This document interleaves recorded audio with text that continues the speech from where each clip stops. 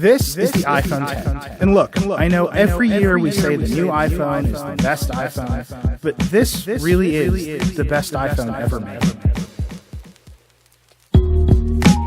Now, we've been waiting for this phone for a long time now. Apple says it's a complete reimagining of what the iPhone can be, and there's a lot of major changes here, big bets here on the future of the iPhone, and a lot of unanswered questions. Earlier this week, we published a video saying, send us your questions. You sent us a ton of those questions, and I think we can answer them all in this review.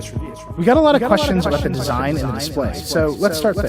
First, there's the notch. There it is. There's no getting around it. There's no point in pretending it's not there. But I'm going to tell you that after a few days, it's fine. It's not great, but especially in a portrait, you just learn to ignore it. It's definitely annoying in landscape, especially when you're watching video. If you zoom, the notch will definitely cut into the side of what you're watching. And I don't love browsing the web in landscape either. The notch is just right there. This is a phone designed to be used in portrait. You'll also notice the large black border around the display, which is pretty polarizing. A lot of people I showed the phone to hated it, but I actually think it makes the bright colors of the display pop. It's a very different design decision than Samsung curving the screen to eliminate the bezel. Apple's highlighting what little bezels remain. Apple gave us the white and silver model of the iPhone 10 to review, and although Apple says the band on the outside is better than surgical-grade stainless steel, mine already has scratches and dings.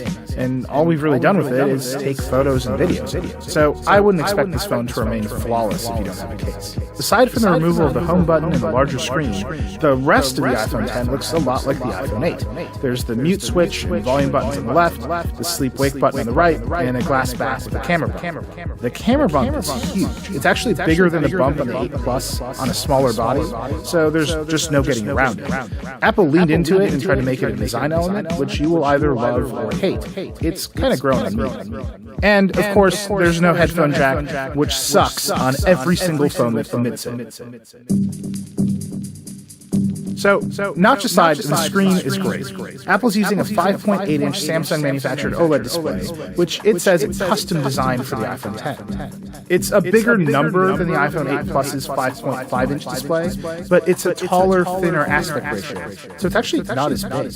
And there's no iPhone 8 than a smaller 8 Plus, and that's exactly what it feels like in your hand. It's like when Apple moved from the iPhone 4 to the 5. The display basically just got taller. In fact, when you run apps that aren't optimized for the iPhone 10, they run with huge software bezels, and the whole thing just looks exactly like an iPhone 8. To answer this question about differences between Samsung's AMOLED and LG's POLED and Apple's OLED, these are actually just marketing terms. The fundamental construction of OLED screens is basically the same, although there are clear quality differences between them. And I have to say that the iPhone 10 is at the top of the class when it comes to quality. I keep saying the iPhone LCD is the best and most accurate phone screen out there, and the iPhone 10 looks just as good, if not better. It's way brighter, it's super vibrant, and it basically looks like pixels directly under your fingers. It doesn't have the crazy neon colors of Samsung phones. iOS just does better color management than Android, which is just starting to do it, and I think you can see it here. The display uses a diamond pentile pixel layout, which means every pixel on the screen shares red, green, and blue subpixels with the other pixels around it. That's different than like the iPhone LCD, which has dedicated RGB subpixels for every pixel on the screen. Now, a lot of people don't like pentile screens, and to be honest, I have not liked them in the past either. But you can't really tell with the iPhone 10 unless you're using a really tight macro lens, which, of course, we did.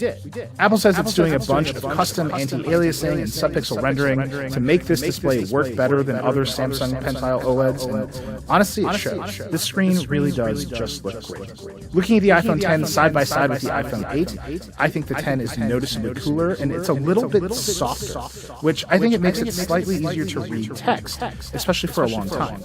Check this out, though. Turning on Apple's True Tone color calibration on both phones doesn't make them look the same, which it should. I asked Apple about this, and they told me the 10 has a 10-channel light sensor, and the 8 only has a 4-channel sensor, so the 10 is more accurate. I still think it's pretty strange how different they are. The screen isn't perfect. Every OLED screen shifts colors off axis, and the iPhone 10 is no exception. It definitely gets bluer if you tilt the phone back and forth along either axis, but it's nothing like the Pixel 2 XL, which goes blue if you just shift the phone in your hand a little. It's one of those things that doesn't leap out at you, but you'll notice it if you're looking for it. A lot of you asked us about burn-in, and I haven't seen any, but it's early, so I asked Apple about it, and they told me that they've also done a ton of work with the screen and the operating system to limit burn-in. Every OLED screen eventually does suffer burn-in, though, so we're just going to have to wait and see if the iPhone 10 really is better than the competition. By far the most questions we got were about Face ID, and I'm just going to answer this one up front. You don't have to use it. You can just leave it off and enter a passcode. But I think you're going to want to use it, because most of the time it works great. It really does just work. You look at your phone, it unlocks. There are a couple of times when it doesn't work just great, and you're going to have to adjust to make it work better, but I don't think it's actually that big of a deal. You just have to get used to the change. You can point a cheap camcorder with night vision at Face ID to see it working, and it's pretty awesome when you see it. The iPhone 10 has an IR light, a dot projector, and an IR camera all tucked into that notch at the top of the screen. When you wake up the phone, the IR light goes off, and if the IR camera sees a face, the dot projector flashes a pattern of 30,000 dots. The camera then takes a 2D photo, which gets turned into a mathematical depth model, which is sent to the secure enclave on the A11 chip and matched against the stored value. And if it matches, you're in. This all happens really fast. All of this means that Face ID works just fine in the dark. It's shining its own little IR flashlight. That little flashlight is the blinking light a lot of you asked about in our previous videos, which you actually can't see. Our camera sensors just pick it up. When you're using the phone, Face ID checks to see if you're paying attention every so often, which is what blinks that IR light.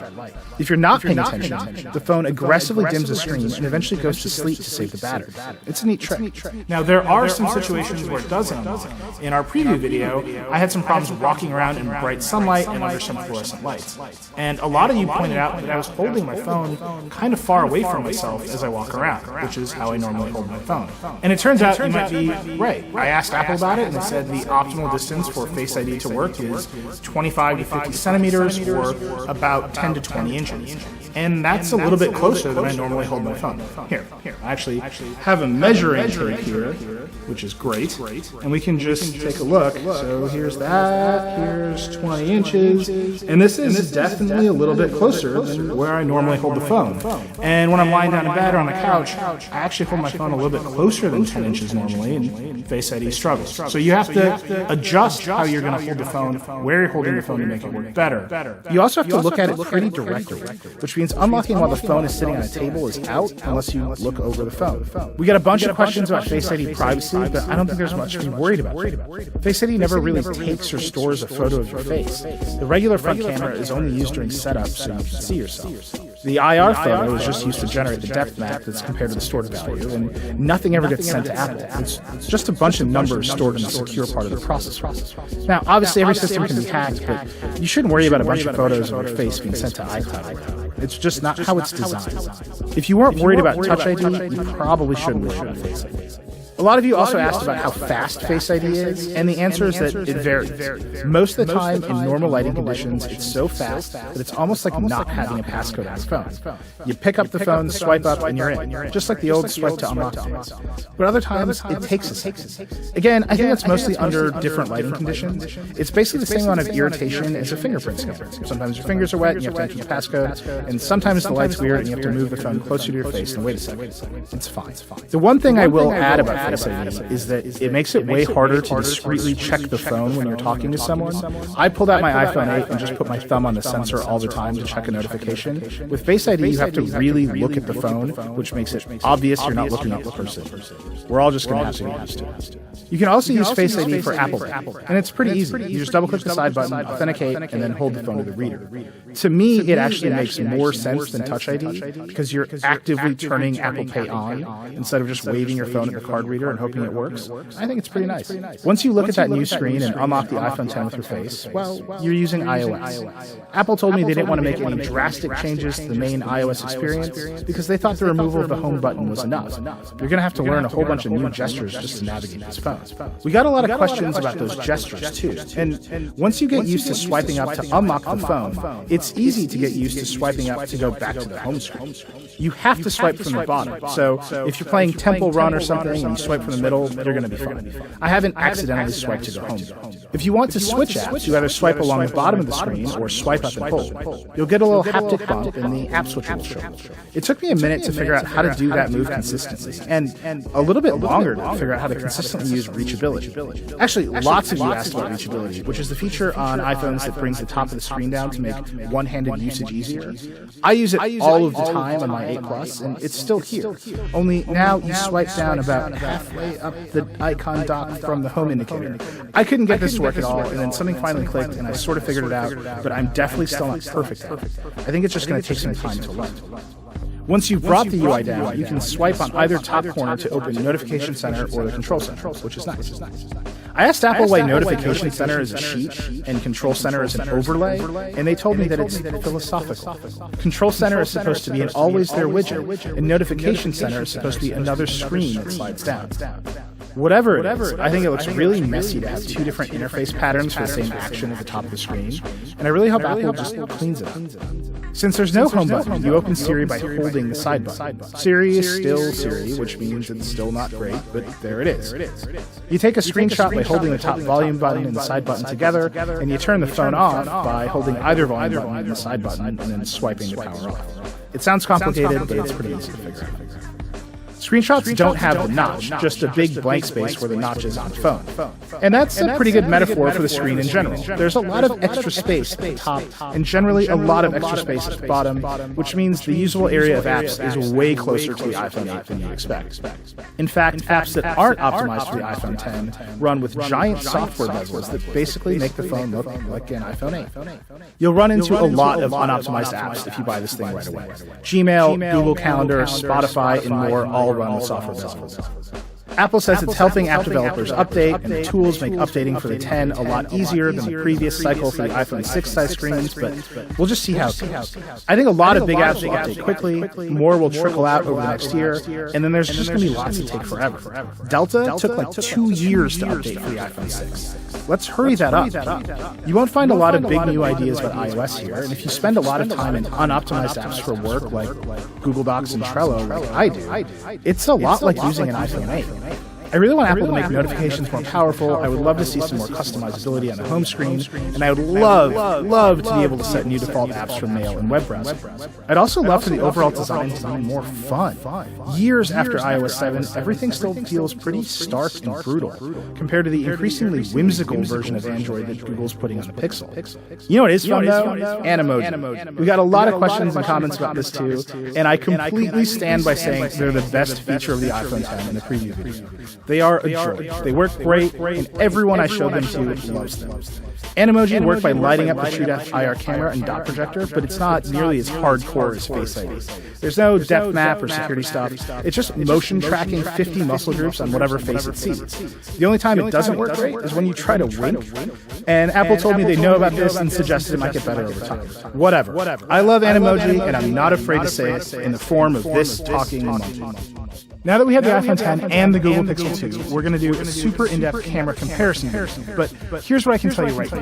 The iPhone 10 has basically the same cameras as the iPhone 8, and the photos look almost exactly the same. And I tend to prefer the photos from the Pixel 2. The back of the iPhone 10 has 2 optically stabilized 12-megapixel cameras, one with an f1.8 wide-angle lens and the other with an f2.4 telephoto.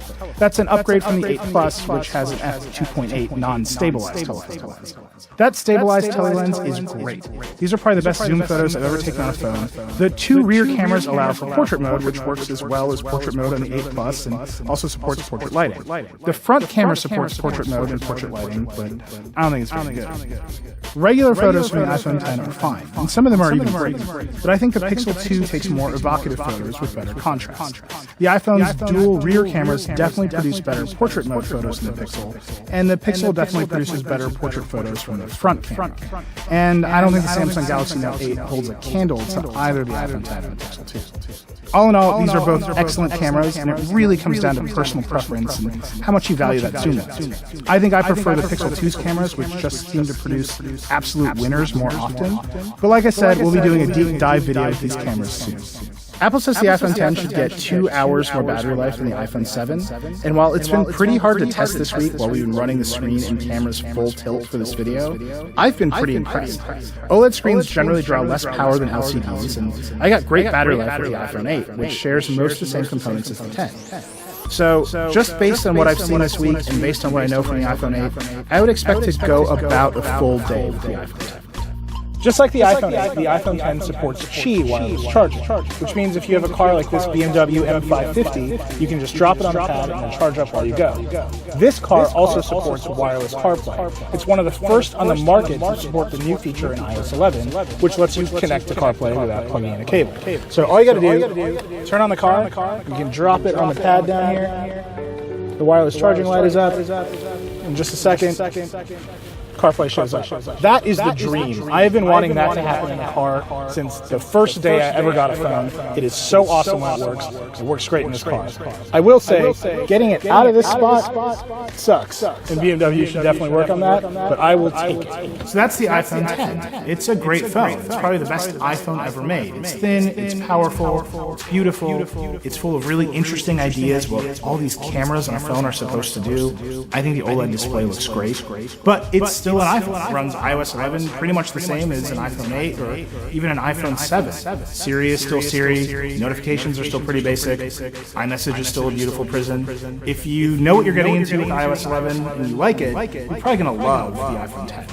So the most important question we got was whether the iPhone X is worth $1,000. It's the most expensive iPhone ever made. And I don't think there's an easy answer to that question. If you love iPhones and you've got the money, you should buy this phone. I think you're going to be really, really happy. But if you're on the fence at all, it might be worth waiting with the iPhone 8 or the 8 Plus. You'll still get most of all the same features, you just won't get Animoji, and you'll get to wait out app developers optimizing all their software for these screens, which is going to take a while. In a couple of years, every iPhone is going to look like the iPhone X, and you'll be able to jump right in.